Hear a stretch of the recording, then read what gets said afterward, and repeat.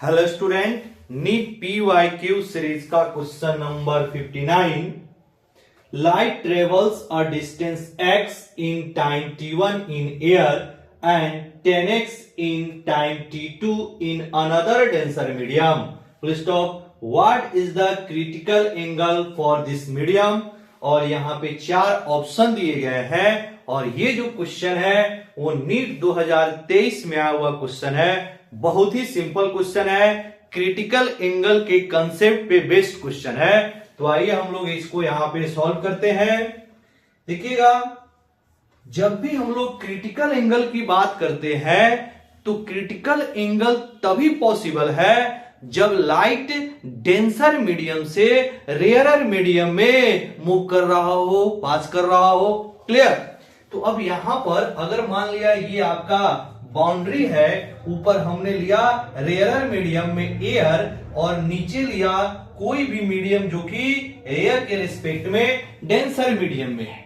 Clear? तो air की refractive index को थोड़ा देर के लिए हमने μ1 मान लिया और मीडियम की रिफ्रैक्टिव इंडेक्स को थोड़ा देर के लिए हमने μ2 मान लिया। क्लियर? तो क्रिटिकल एंगल वैसा इंसिडेंट एंगल होता है डेंसर मीडियम में जिसके कॉरस्पॉन्डिंग रेयरर मीडियम की रिफ्रैक्टिव जो आपका एंगल है वह 90 डिग्री हो जाए। मतलब एंगल ऑफ रिफ्रैक्शन 90 डिग्री होता है, उसके कॉरस्पॉन्डिंग जो इंसिडेंस एंगल होता है डेंसर मीडियम की उसे हम लोग क्रिटिकल एंगल बोलते हैं। जैसे अब देखिएगा यहां पे मान लीजिए जो इंसिडेंस एंगल है उसको हम लोग अगर क्रिटिकल एंगल बोले तो एंगल ऑफ रिफ्रैक्शन कितना हो जाएगा 90 डिग्री। क्लियर?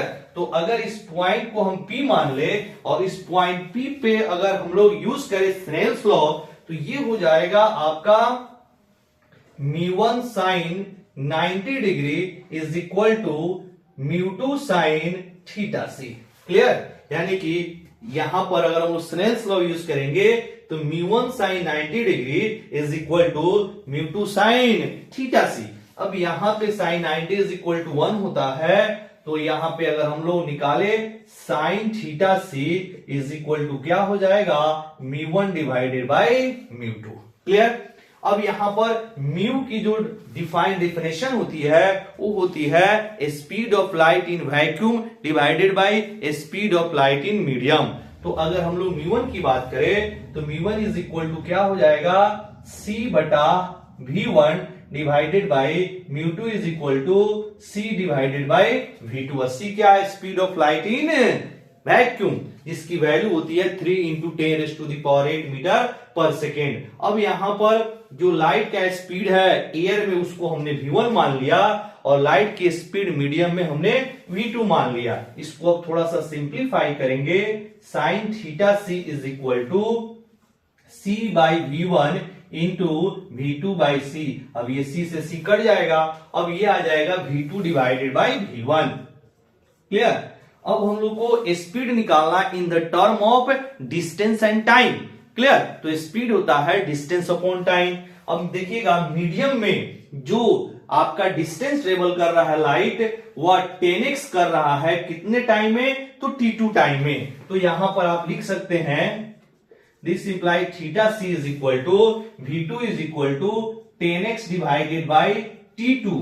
और जो एयर में लाइट ट्रेवल कर रही है डिस्टेंस x कितने देर में? तो t1 टाइम में। तो यहां पे लिख सकते हैं x divided by t1, x divided by t1।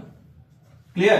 अब थोड़ा सा इसको सिंप्लीफाई किया जाए तो 10x divided by t2 into t1 divided by x, x से x कट जाएगा, ये आ जाएगा आपका theta c is equal to sine inverse कितना? तो 10 into t1, 10 t1 divided by t2। यानी कि थीटा c की जो वैल्यू हो जाएगी sine inverse 10 t1 divided by t2। इसके लिए जो करेक्ट ऑप्शन आएगा ऑप्शन नंबर 4। क्लियर?